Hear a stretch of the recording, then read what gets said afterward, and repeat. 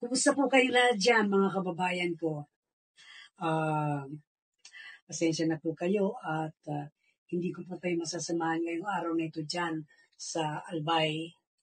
Pero alam ko po na tulad po ng pag-aalaga ninyo sa akin, ay hindi niyo po pababayaan ang ating pinakamamahal na senador, ang Mr. Malasakit po ng Senado, si Senator Kuya Bongo. Ipadama po ninyo kung paano po magmalasakit ang mga Bicolano. Gaya na lamang po ng pagmamalasakit niya sa ating lahat, lalong-lalo na ang mga kapos sa buhay.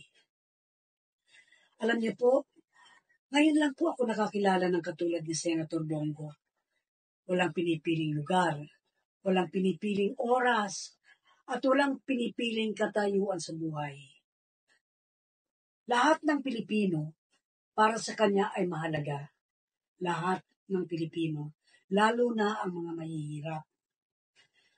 Napakarami pang batas at programa ni Senator Bongo.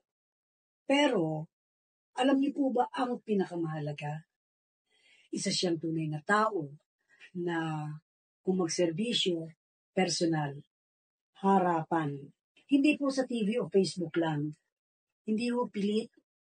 At higit sa lahat, may malasakit. Pero bago po ako magpaalam, may sikreto po akong isi-share sa inyong lahat. Alam niyo po yan si Kuya Bongo.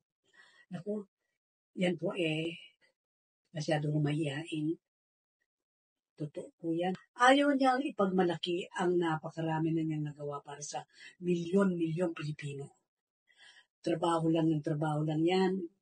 Kaya ako naman, sa party ko, ako naman po sana ang makikisuyo sa inyo o makikiusap. Kung okay lang ba. Gawin natin ito para sa kanya. Tayo na mismo. Tayo na po ang magkwento at magbalita sa iba. Kung gaano tayo kaswerte.